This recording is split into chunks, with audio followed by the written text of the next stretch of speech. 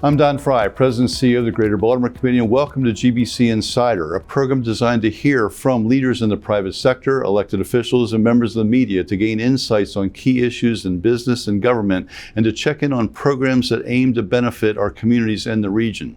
Today, GBC Insider is joined by Marty Schwartz, President at Vehicles for Change, a not-for-profit in Baltimore County. Vehicles for Change retrains returning citizens to become certified mechanics and sells donated cars to low-wage households so they have access to transportation and employment opportunities. Marty, thanks for joining us today. I appreciate it. Talk about what it's going to take this sort of program nationally, what sort of steps that you see in the process, and what sort of assistance you're looking for locally and nationally to be successful in doing that. Yes, we are looking to go national. Like I mentioned, this is the only program like this anywhere in the country. So the first step was to build a program that we really believed was replicable and that we had the process down to a T. We have a playbook, no different than the Ravens have a playbook that really describes every single solitary step of how to run the program.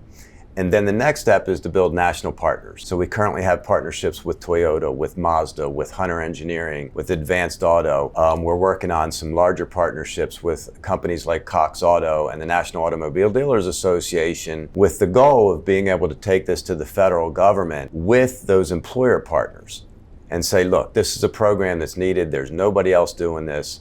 We want to put this in 20 cities in the next 5 years and be able to secure that funding through both public funding and through private funding. Certainly a very aggressive plan, but certainly one that's going to be very worthwhile if you pull this off, which we hope you will. The Greater Baltimore Committee has always been very supportive with this Coalition for a Second Chance, which you were proud to have you as the leader of that coalition committee for us.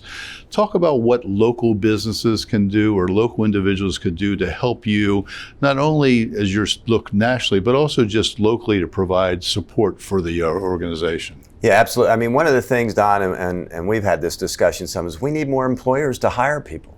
Yeah. You know, I can tell you that every single employer that we have, and it's probably 10 to 12 different employers, some of the largest dealership conglomerates here in the region, they'll tell you that some of the best employees they have are the folks that have come out of our program. They're loyal, they're the first ones there, the last ones to leave, they're incredibly thankful to have the job. They want to get better. They want to get smarter. You know, I think there's this thought process out there that, well, once you were a convict or once you've been in prison, you're always going to be a risk. For those people out there who have never been in a jail, if you spend 20 years in an 8x8 cell with people telling you what to do every day and how to do it, and you don't want to go back. These are the last people that want to end up back in prison. They just want that opportunity. And we send them back to the neighborhoods where they did the crime.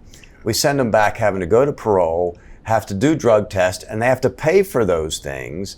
And often they end up going back to prison on a technicality, not because they committed a crime, and they have no money and they can't get a job. We have to find a way to change that thought process, to give them opportunities, and we're going to impact not just those individuals, we're going to impact our economy, because these are the highest unemployment numbers in our city, in our region. So we're going to impact the economy. They're going to pay taxes. They're going to get back together. Our guys are buying houses. They're buying cars. They're having families. I mean, it's going to have an impact across the board if we can change that thought process. Well, Marty, look, thanks for taking time and talking to us about Vehicles for Change, the success you're having in your future plans.